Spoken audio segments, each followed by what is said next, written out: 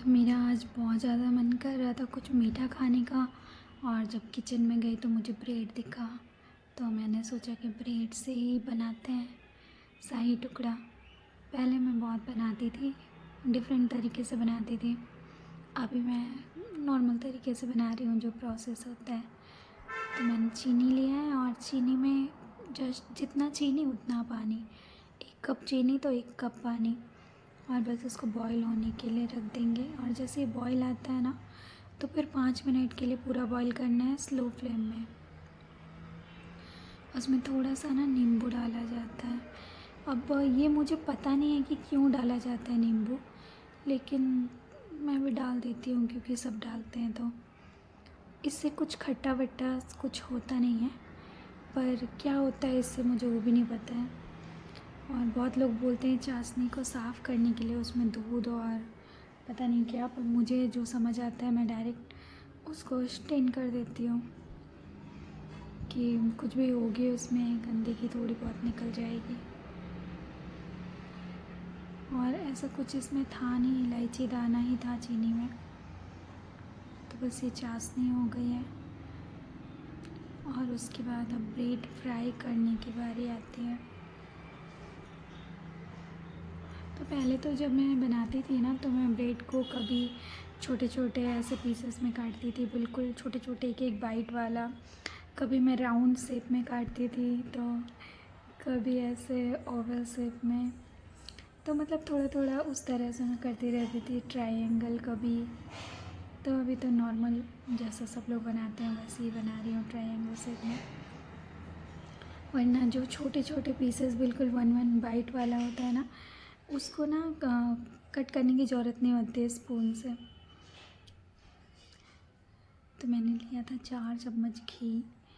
तो घी का वैसे हमारे घर पे कोई खाता नहीं है, तो मैं चुपके से छुपा के घी डाल के बना रही हूँ। अगर किसी को पता ना चले कि ये घी का बना है तो सब लोग खा लेंगे, और अगर पता चल गया तो फिर तो नहीं खाएंगे। लेकिन देखते हैं, शायद नहीं पता चलेगा, क्योंकि मुझे अच्छा लगता है कोई भी स्वीट, हलवा, खीर कुछ भी बनाओ तो मुझे घी में बनाना अच्छा लगता है।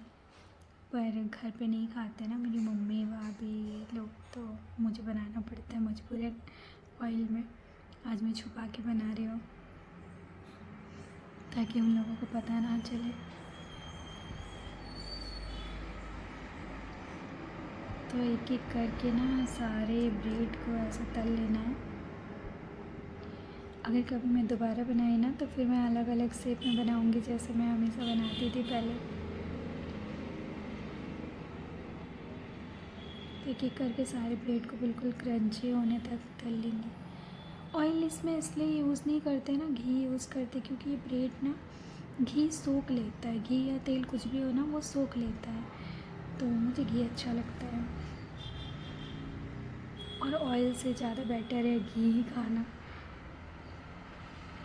तो हो गया सारे ब्रेड। अब मैं इसमें रबड़ी बनाने के लिए दूध डाल दूँगी।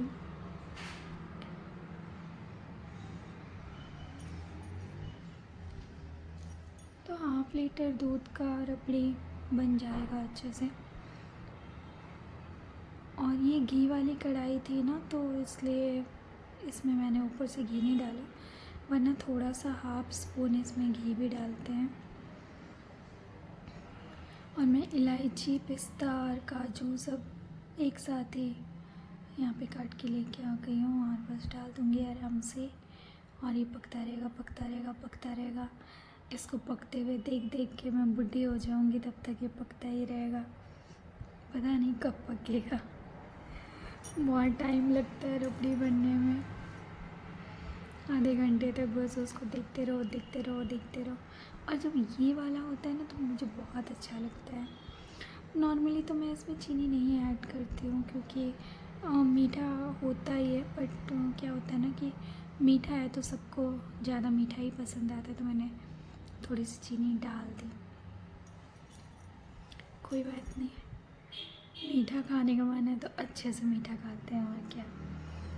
तो ये तो बनता रहेगा जब तक मैं बूढ़ी हो जाऊँगी, तब तक। इतना लंबा टाइम। तब तक ब्रेड को चाशनी में डिप कर लेते हैं। और बस उसको सजा दूँगी अच्छे से धूप में। जो एक कटोरा टाइप का होगा ना, उसमें अगर आप ये डालेंगे ब्रेड रख के ऊपर से चाशनी, और फिर बिल्कुल गरम दूध जैसे थोड़ा सा जो होता है, तो उसका स्वाद अलग आता है। अभी तो मैं नॉर्मली तरीके से बना रही हूँ जैसे बनता है, बट वो वाला तरीका वो मुझे एक्चुअली पसंद है, तो मैं सिर्फ अपने लिए तो नहीं बना रही हूँ, सबके लिए बना रही हूँ, तो सिर्फ नॉर्मल बना रही हूँ।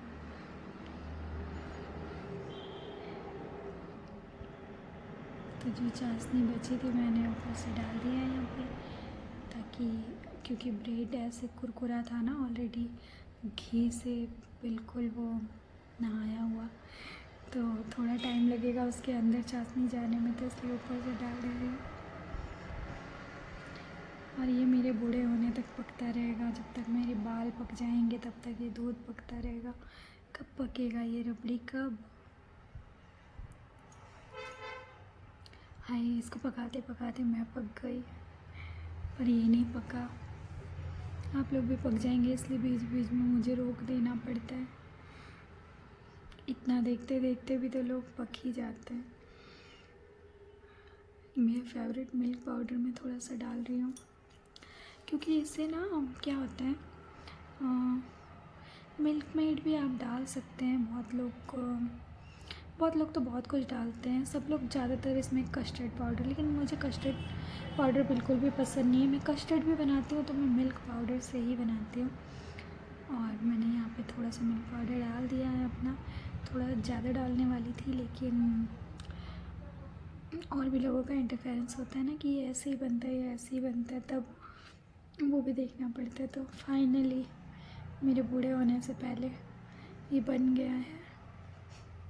तो इतनी बुढ़ी नहीं हुई मैं, पर 1-2 बाल तो फिर भी मेरे पक ही गए इसको पकाते पकाते। थैंक गॉड सारे नहीं पके, वरना इसको खाने के चक्कर में तो मैं पहचान में ही नहीं आती। तो अब ये हो गया है बस फाइनली। हो अब ख़त्म, मेरा पेशेंस लेवल भी ख़त्म हो रहा था, और अब ये बनाना भी ख़त्म हो जाएगा होपफुली। चलिए अब गैस बंद करने का टाइम आ गया। थैंक गॉड कि ये बन गया। बस 1-2 उबाल।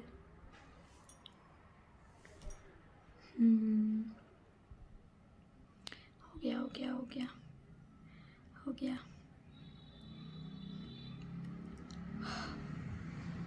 हाय, ऐसा लगता है ना बिल्कुल, हाय हो गया काम ख़त्म। जब काफ़ी लंबा बिल्कुल देखते रहना पड़ता है ना।